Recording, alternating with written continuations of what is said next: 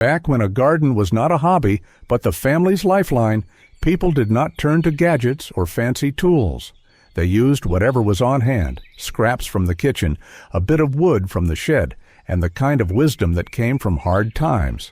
Grandma knew how to turn waste into strength, building rich soil and bigger harvests without extra work. Nothing was thrown away, and every trick made the garden give back more.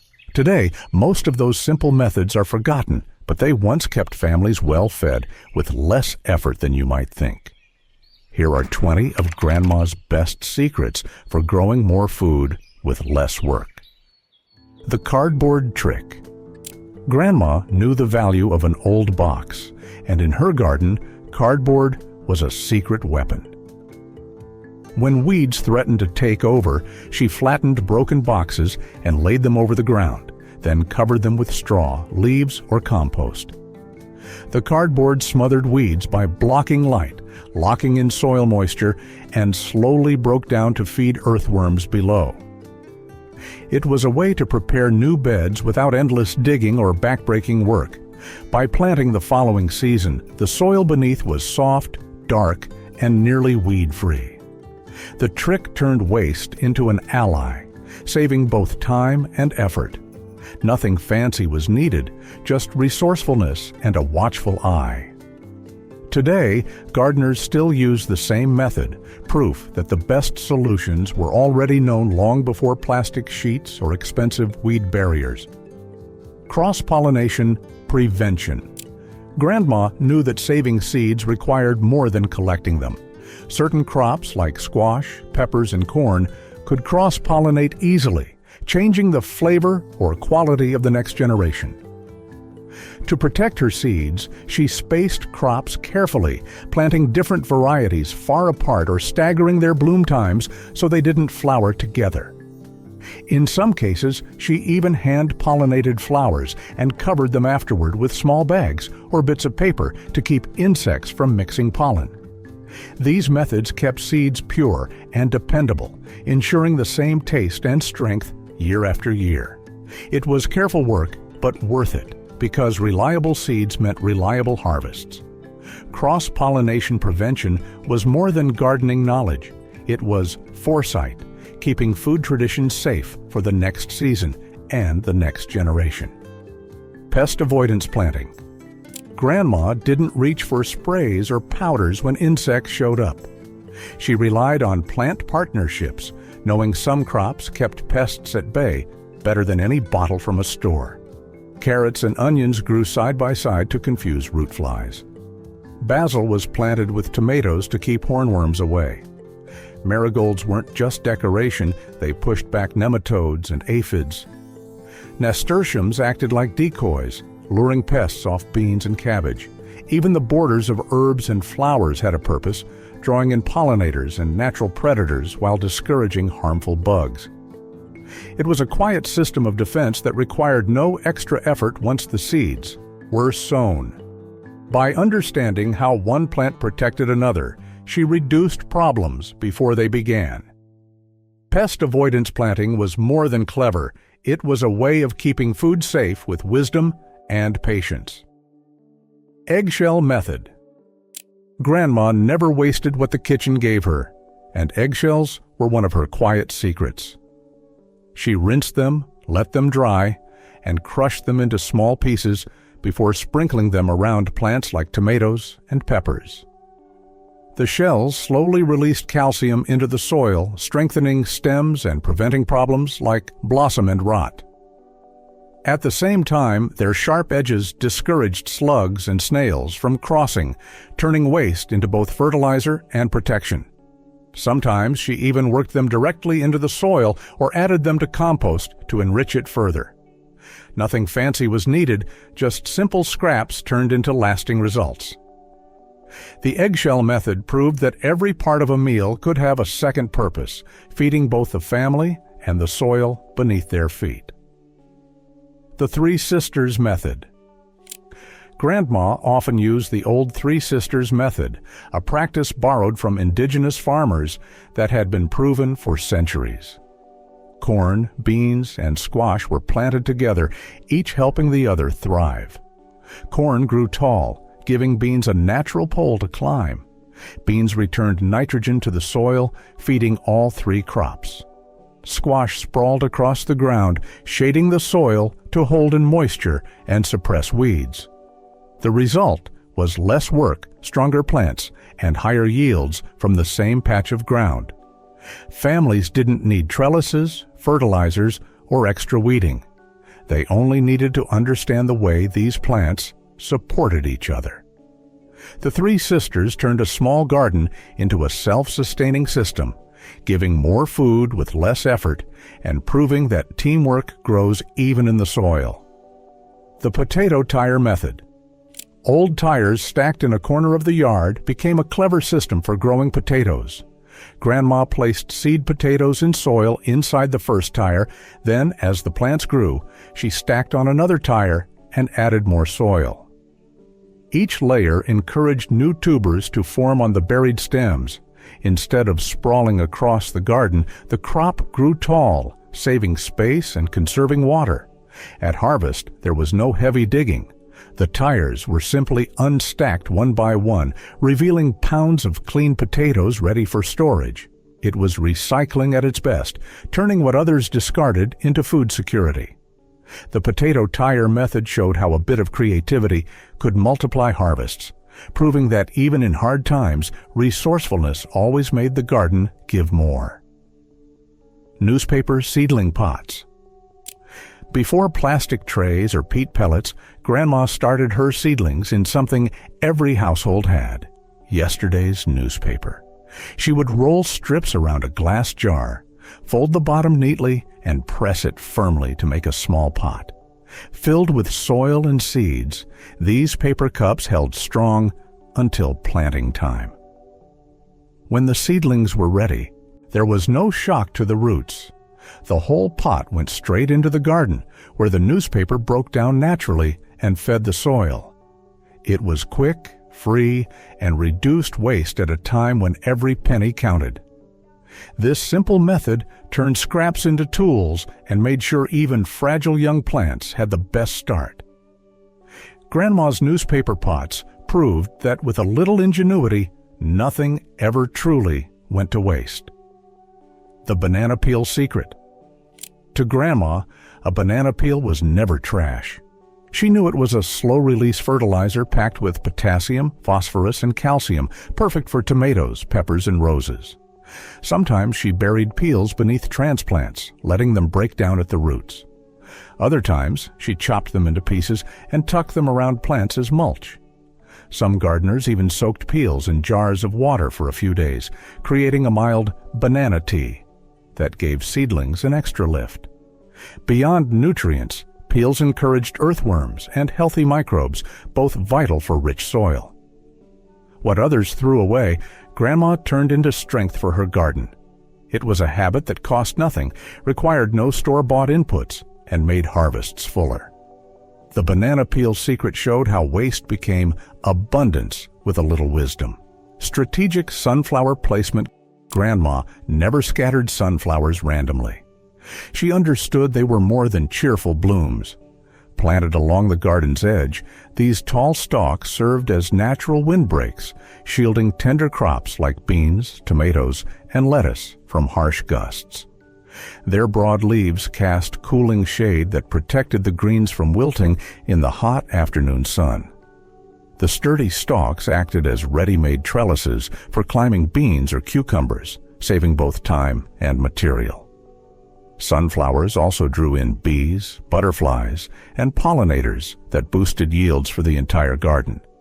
Later, their seeds fed both families and birds, who stayed to help clear pests.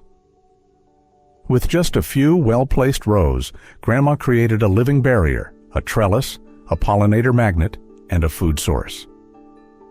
One flower with many uses. That was the true magic of sunflowers. Mulch Mastery. Grandma understood the quiet power of mulch. She never bought it in plastic bags. Instead, she used what was on hand, such as dried leaves, straw from the coop, grass clippings, or sawdust. Spread over garden beds, this blanket locked in moisture, kept soil cool, and smothered weeds before they could take hold.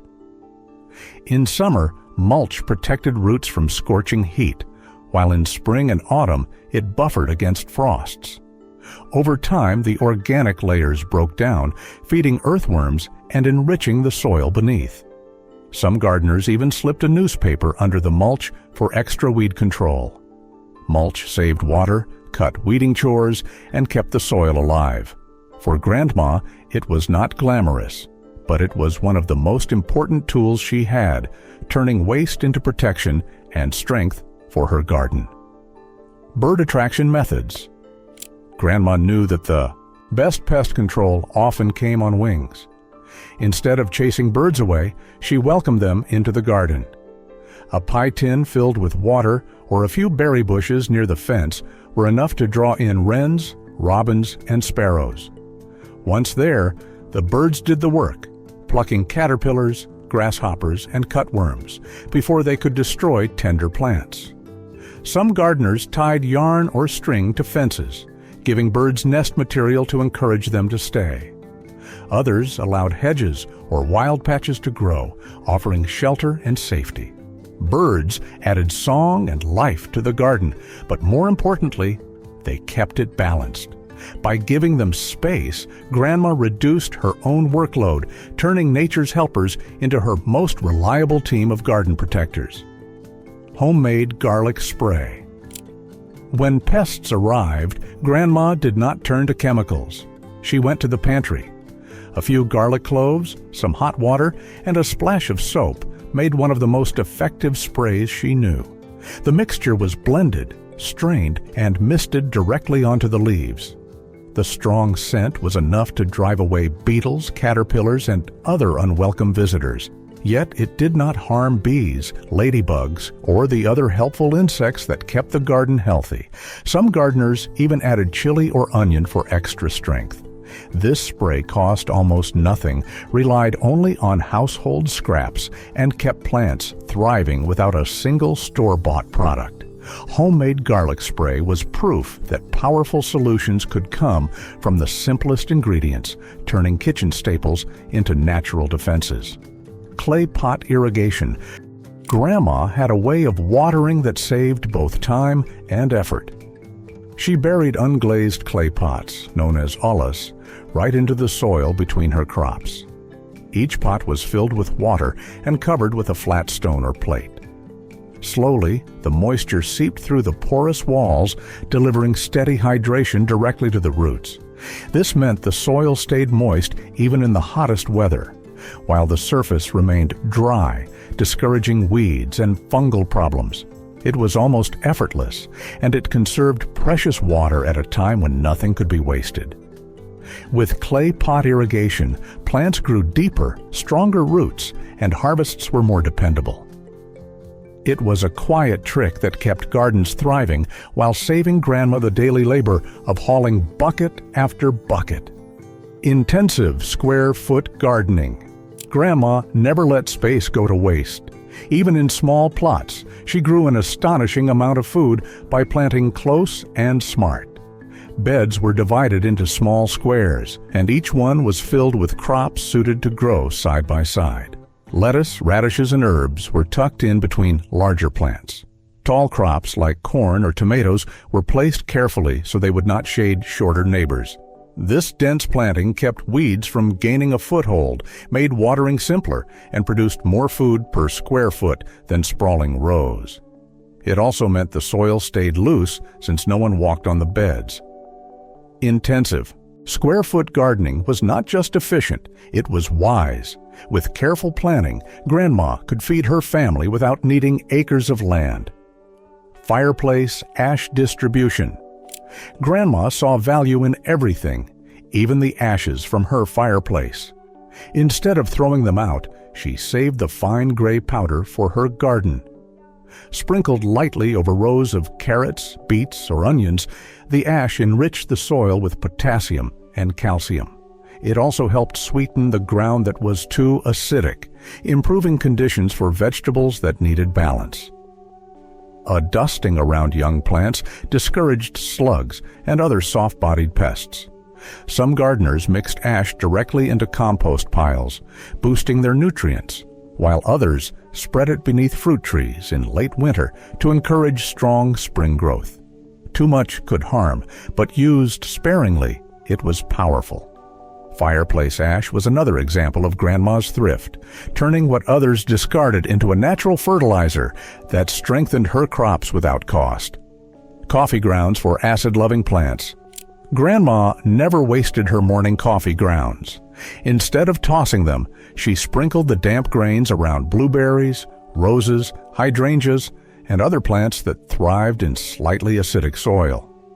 The grounds slowly released nitrogen as they broke down, feeding the plants while improving soil texture. Sometimes she brewed a weak second pot with used grounds and poured the cooled liquid at the base of seedlings for a gentle boost. Worms loved the grounds as well, helping to aerate the soil and enrich it further. Added to compost, they balanced out carbon-heavy materials like straw and leaves. The trick was moderation, just a thin layer or a handful at a time. For Grandma, coffee grounds were never waste. They were a quiet gift that kept her garden blooming strong. Morning watering rule. Grandma had a simple rule in the garden that carried more weight than any modern tool or spray. She always watered in the morning, long before the heat of the day. Doing it early meant every drop soaked deep into the soil instead of vanishing to midday sun. Leaves had time to dry quickly, reducing the chance of mildew, rot, or fungal disease. The plants stayed cooler throughout the afternoon, their roots refreshed before the heat arrived. But morning watering wasn't only about moisture, it was also about awareness. Those early walks with a bucket or watering can gave her time to spot pests, see which plants were struggling, and notice small changes others might miss. It was a quiet observation as much as it was care. By evening, her plants stood tall, not wilted, because they had been prepared for the day ahead. This simple habit saved water, kept the garden healthier, and ensured her harvests were richer. Onion Skin Method. Even the scraps from Grandma's kitchen rarely went to waste, and onion skins were proof of that. Instead of throwing them out, she turned them into a gentle but powerful garden tonic. A handful of diotile, papery skins steeped overnight in boiling water made a golden tea, rich in potassium and natural plant boosters. This brew was poured around the roots to strengthen stems, encourage flowering, and guard against disease. Some gardeners tucked the skins directly into planting holes, letting them break down slowly as a steady feed. The method cost nothing, used what most households discarded, and gave plants a boost right when they needed it most. Onion skins were more than scraps. They were a quiet tool of thrift and care that kept gardens thriving without the need for store-bought fertilizers. The hotbed technique. When the soil was too cold to plant, Grandma didn't sit idle and wait for spring. She had a trick that seemed almost magical at the time, though it came entirely from common sense and resourcefulness. She built what was called a hotbed, a small garden powered not by electricity or heaters, but by compost and manure. First came a layer of straw and fresh manure, then a covering of soil. As the mixture slowly broke down, it released steady heat into the ground. An old storm window or glass pane was set on top, turning the bed into a makeshift greenhouse. Even while snow still blanketed the fields, lettuce, radishes, and early carrots were sprouting inside. Families could harvest weeks earlier, sometimes even months ahead, when others were still waiting on spring. For Grandma, the hotbed was not just clever gardening, it was survival, turning scraps and waste into food during the harshest months of the year. Simple seed storage, seed saving was serious business for Grandma, and she treated it with the same care as food in the pantry. After a harvest, the best seeds were carefully dried, labeled, and tucked away in small envelopes or jars. A pinch of rice or powdered milk might be added to absorb moisture, and the containers were always kept in a cool, dark place, like a cellar shelf or pantry drawer. This simple storage kept seeds viable for the next season without the need for machines or costly packets. Families depended on it because good seeds meant food security. Each seed carried traits from the strongest plants of the year before, tailored to local soil and climate. Saving seeds wasn't just frugal, it was survival. It made every season a little more reliable than the last. Grandma's garden showed that abundance came from wisdom, not expensive tools. These simple tricks turned scraps and patience into food that carried families through hard times. Many of them are forgotten today, but they still work just as well now. If you enjoyed this journey into old gardening wisdom, give this video a hype and subscribe so we can keep these traditions alive for the next generation of gardeners.